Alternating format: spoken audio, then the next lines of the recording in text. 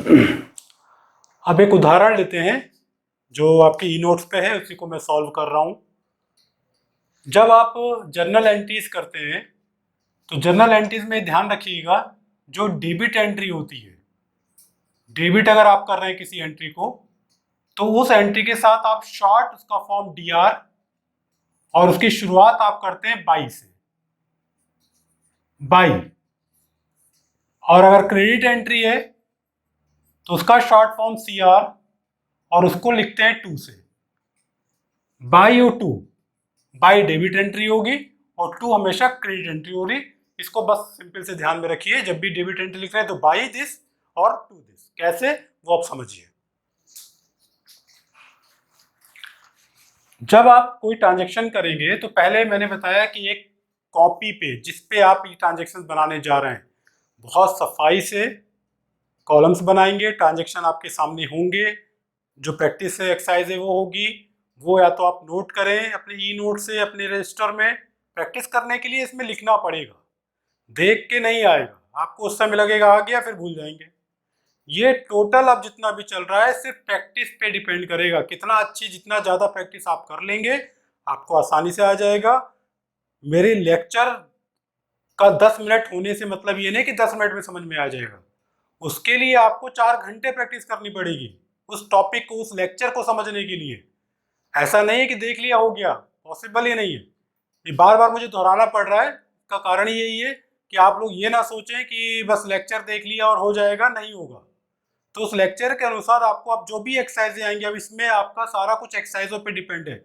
जितनी एक्सरसाइजें कर लेंगे, जितना आप ट्रांजेक्शन्स को सॉल्व कर लेंगे, उतना ही आपके लिए आसान हो जाएगा। अब मैं एक फॉर्मेट बना रहा हूँ, उस फॉर्मेट जर्नल फॉर्मेट है, वो आप कॉपी पे आप बनाएंगे। जैसे एक ट्रांजेक्शन आपके सामने स्क्रीन पे आएगा, मैं उसको सॉल्व करूंगा कैसे इसको करना है।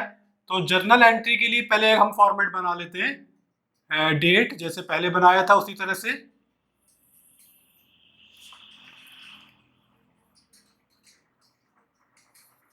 पर्टिकुलर डेबिट अमाउंट और क्रेडिट अमाउंट, ये आप रजिस्टर में इसी तरह से बनाएंगे अपने, जिसमें ये एक्सरसाइज आप सॉल्व करेंगे इस तरह से बिल्कुल सफाई से बनाएंगे, ठीक है। तो अब ये कैसे ट्रांजेक्शन इसमें हम लिखेंगे, नीचे आपके मैंने एक रूल भी लगा दिए हैं। वो रूल सामने आप देखिए, ये करते समय रूल आप कहीं पर कागज पे बना के अपने सामने रखिएगा, ये तो नहीं आएगा, पलट पलट के देखेंगे कंफ्यूजन होगा। सामने रख लीजिएगा किस रूल को फॉलो कर रहे हैं। यहाँ पे रूल नीचे आपके मैंने दिए हैं, वो रूल आपके आ रहे होंगे, उसको मैं समझाता हुआ चलूंगा। कि एक पहला ट्रांजेक्शन है, अब आपकी स्क्रीन पे आएगा कि business started with cash ₹5 lakh. Illustration number 1 है आपकी ई बुक का। देखिए, जब भी बिजनेस स्टार्ट की बात आती है, बिजनेस कमेंस्ड की बात आती है, कोई भी कंपनी या कोई आप या मैं जब कोई बिजनेस शुरू करना चाहते हैं तो हम पैसे का इंतजाम कर लेते हैं। पैसे का इंतजाम का मतलब क्या, कि उसमें ये देखते हैं कि हमारा कितना पूंजी हमारे फर्नीचर में, हमारे बिल्डिंग में और हमारे और चीज़ों में खर्च करने में लगेगी। तो मान लीजिए हमें 5 लाख रुपए का इंतजाम करना, हमने 5 लाख रुपए का इंतजाम बिजनेस शुरू करने के लिए कर लिया। तो उसमें अगर हमने कैश भी है, हमारा फर्नीचर भी है, तमाम चीज़ें आ जाएंगी। तो जो पैसा हम बिजनेस शुरू करने के लिए करते हैं वो कैपिटल कहलाता है, पूंजी। कोई भी पैसा शुरुआत करने में जब लगता है वो पूंजी कहलाती है। उस पूंजी से आप बिजनेस शुरू करते हैं, बिजनेस को वो पूंजी से पैसा दिया जाता है कि वो बिजनेस शुरू करने के लिए आपको इतना पैसा दिया गया। तो बिजनेस कमेंस को बोलते हैं कैपिटल, और पैसा फर्म को मिलता है शुरू करने के लिए तो वो कैश होता है। तो बिजनेस कमेंस, यहाँ दो हेड हुए, एक तो कैपिटल और एक पैसा आपके पास आया शुरू करने के लिए तो कैश। कैपिटल और कैश दोनों रियल हैं एज पर रूल। तो कैश आपके पास आया तो कैश डेबिट हो जाएगा, कैपिटल से पैसा गया, कैपिटल से पूंजी आपको शुरू करने के लिए बिजनेस में मिली पैसा, तो कैपिटल क्रेडिट हो जाएगा। जैसे रूल में लिखा है, दोनों अगर रियल हैं तो आने वाली चीज डेबिट और जाने वाली चीज क्रेडिट, हमने ये पहचान ली अपने ट्रांजेक्शन में। बिजनेस कमेंस लिखा है, बिजनेस स्टार्टेड लिखा है, तो बिजनेस स्टार्टेड का मतलब कैपिटल। तो कैश मिल गया ना आपको बिजनेस शुरू करने के लिए, तो कैश कम्स इन कैपिटल का मतलब कैपिटल से पैसा गया तो गोज आउट। तो यहाँ ट्रांजेक्शन लिखेंगे उस डेट को, मान लीजिए डेट नंबर 1, इसमें 1 2 3 लिखिए, आप पूरी डेट डाल सकते हैं कि मैंने बताया डेबिट एंट्री। डेबिट एंट्री क्या है? डेबिट एंट्री को लिखेंगे by cash account A/C short में DR टू, थोड़ा आगे से लिखते हैं, कैपिटल अकाउंट CR। कितना अमाउंट है डेबिट? डेबिट वाले साइड में डेबिट एंट्री 5 लाख का और ये वाला है 5 लाख का। क्रेडिट 5 लाख बराबर होता है। तो क्रेडिट अमाउंट क्रेडिट साइड में, डेबिट अमाउंट डेबिट साइड में। आप पहली एंट्री इस तरह से लिखेंगे जो बिजनेस शुरू करने के लिए है। दूसरा है good purchase from Mohan. Mohan से गुड को परचेज किया। अब इसमें क्रेडिट या कैश नहीं लिखा है तो मान ले क्रेडिट हो रहा उधार, तो इसमें परचेज यानी गुड्स आया है, goods real, goods comes in real है तो गुड्स आपका डेबिट हो जाएगा, परचेज गुड्स डेबिट। मोहन उधार हो रहा है, मोहन पर्सनल हो गए, ठीक है, तो मोहन हो गए आपके गिवर। गिवर यानी क्रेडिट, जैसे लिखा है गिवर है मोहन, आपको दे रहे हैं तो वो क्रेडिट हो जाएंगे। तो उसकी एंट्री कैसे लिखेंगे? बाय परचेज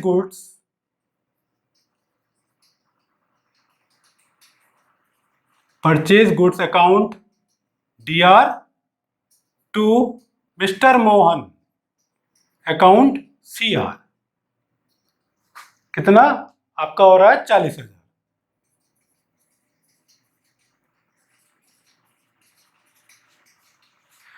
आपको अपनी कॉपी में बिल्कुल इसी तरह से बनाना है, कोई बड़बड़ जल्दबाजी नहीं करनी, नहीं होगा, कोई फायदा नहीं है। समय दीजिएगा हर एक्सरसाइज को। अब एक्सरसाइज वाले ही काम है पूरे अकाउंट में, जब तक ये क्लियर नहीं होगा टैली पे हम कुछ नहीं कर पाएंगे, तो इसको थोड़ा सा कंसंट्रेट करिएगा। तीसरी है stationery purchase on cash. Stationery आई, पैसा गया, रूल के अकॉर्डिंग स्टेशनरी रियल हो गया। रियल में क्या हो रहा है? कम्स इन आपका डेबिट, कैश जा रहा है, ये भी रियल यानी क्रेडिट। रूल्स के अकॉर्डिंग देख रहे हैं, रूल्स देख रहे हैं फिर कर रहे हैं। बाय स्टेशनरी अकाउंट डेबिट, ये आपका करंट एसेट है, टू कैश अकाउंट क्रेडिट। कितना अमाउंट हो रहा है? 2,000 रुपए।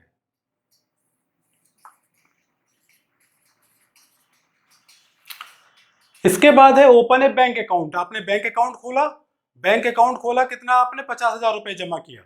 तो बैंक अकाउंट, बैंक रियल है, कैश रियल है, दोनों रियल है। आपने जाके पैसा जमा कर दिया, आपके पास से तो पैसा गया, तो रियल के अकॉर्डिंग जाने वाली चीज क्रेडिट। बैंक में पैसा आया, बैंक कम्स इन तो बैंक डेबिट। तो by bank account DR to cash account CR। कितना हो रहा है आपका? बैंक में ट्रांजेक्शन जो हुआ 50,000 का, तो 50,000 एक डेबिट और 50,000 क्रेडिट। इसी तरह से आ रहा है सोल्ड गुड्स टू रिया। ये उधार माली बेचा गया, सेम ट्रांजेक्शन, उधार वाला रिया को बेचा गया, सामान आपके पास से गया है, सामान आपके पास से गया है। तो सामान जब आपके पास से गया है तो आप क्या करेंगे? गुड्स है, गुड्स आपके पास से जा रहा है तो गुड्स क्रेडिट हो जाएगा।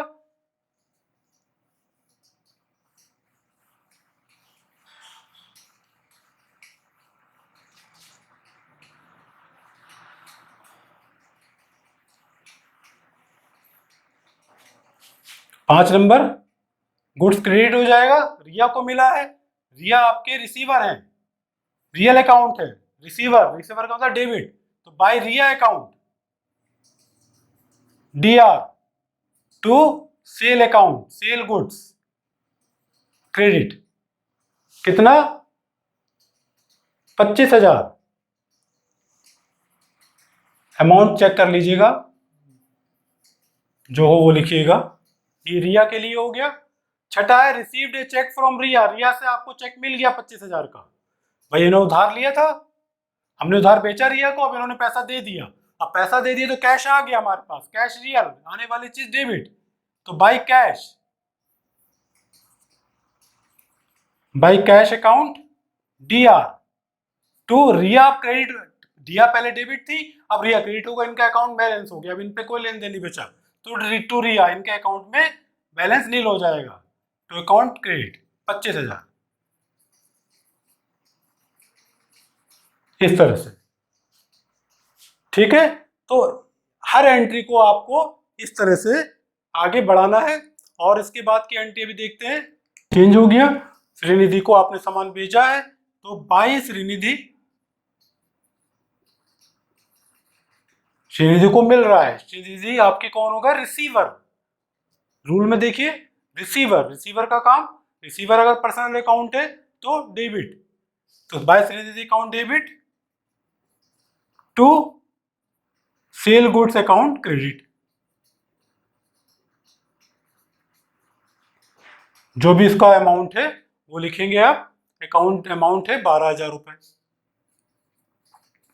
ये ध्यान रखना है कि बड़ा सफाई से आपको लिखना है, जिससे आपको वो ट्रांजेक्शन समझ में आए, ठीक है। 8वां नंबर है रिसीव्ड फ्रॉम श्रीनिधि। अब श्रीनिधि से मिल गया, भाई बेचा था, वो आके हमको दे गया, तो फिर हम इसका ट्रांजेक्शन क्या लिखेंगे? अब रिवर्स एंट्री हो जाएगी, भी श्रीनिधि से पैसा मिल गया, तो बाई कैश,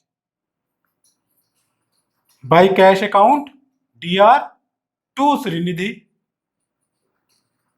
अब इनके खाते से पैसा माइनस हो जाएगा, भाई एक समय डेबिट हुए, भाई इनसे पैसा आपको लेना है, डेबिटर।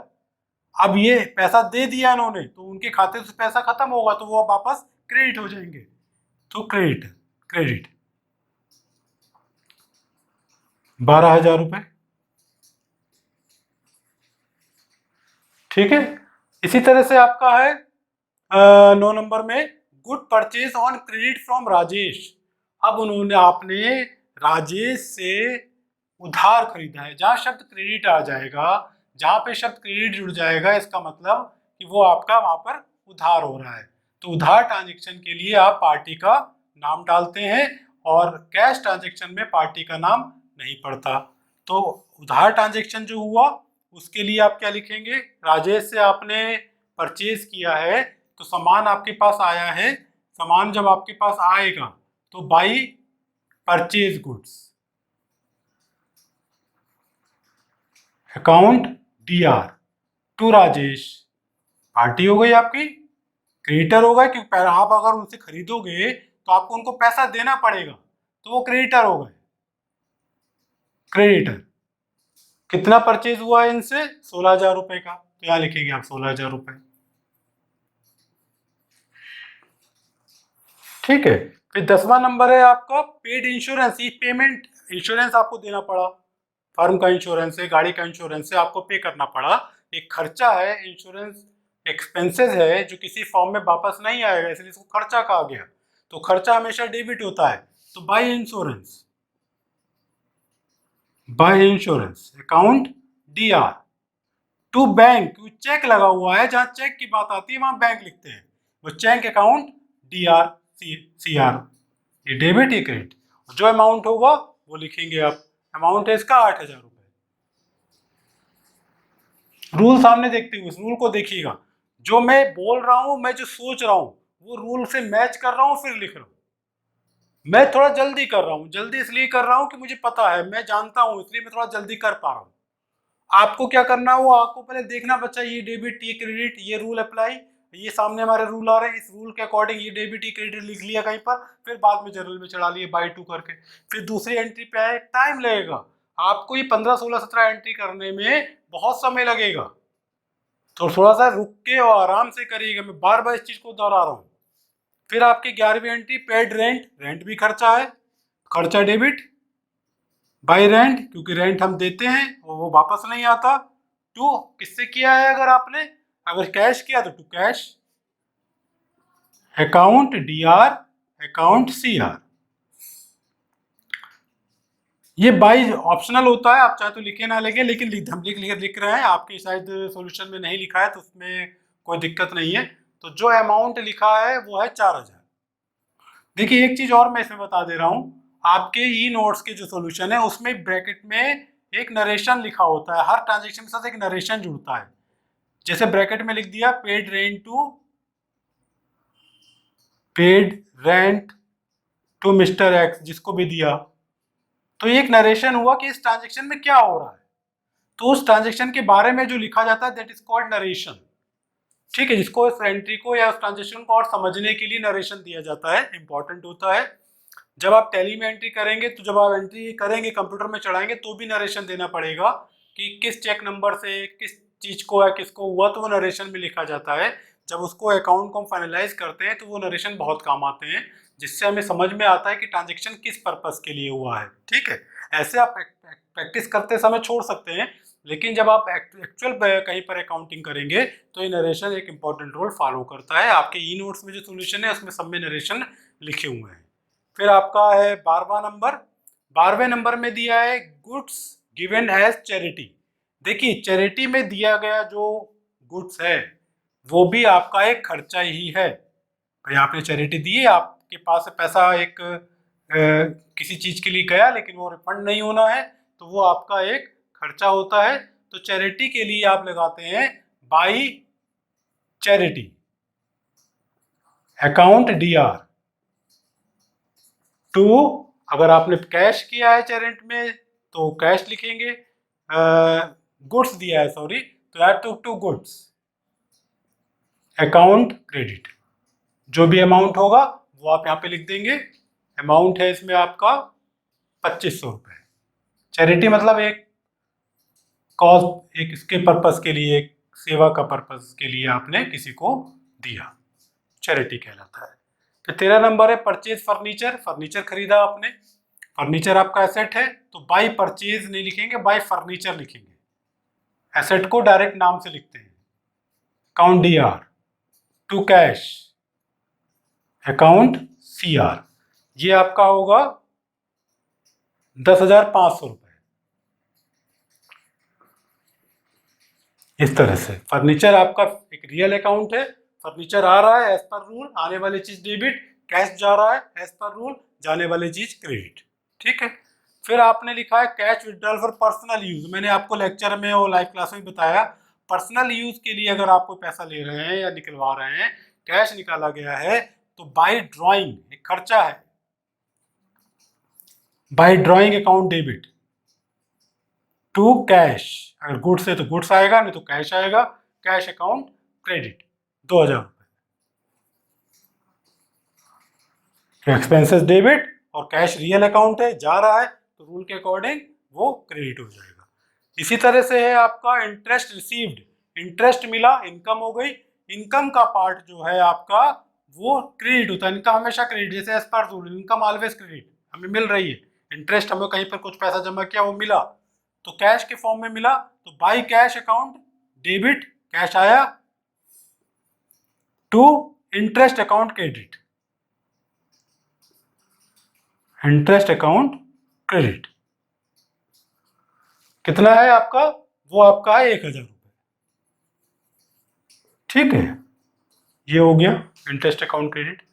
कैश सेल, आपने कैश बेचा है, कैश सेल हुई है, सामान आपका गया, सामान आपका गया तो आपका वो क्रेडिट हो जाएगा। कैश आया है तो कैश डेबिट हो जाएगा by cash account D R to sale account credit. कितने का बेचा वो आपको लिखना होगा, 5,000 रुपये का, 5,000 रुपये का। फिर आपको कमीशन किया, आपने चेक से पेमेंट किया, कोई कमीशन आपने कोई सेल्स रिप्रेजेंटेटिव रखे हुए हैं, उन्होंने पैसा कुछ सामान आपका बेचा है तो उसका कमीशन आपको देना पड़ा, तो कमीशन एक खर्चा हो गया, खर्चा डेबिट, तो by commission, by commission account D R to cash C R, by cash account C R. तो जो भी आपका कमीशन आपने दिया है, कमीशन चेक से पेमेंट हुआ है, तो चेक की जगह क्या लिखेंगे फिर, बैंक। ध्यान रखना है इस चीज को, चेक है तो बैंक, कैश है तो कैश, 1,000 रुपये।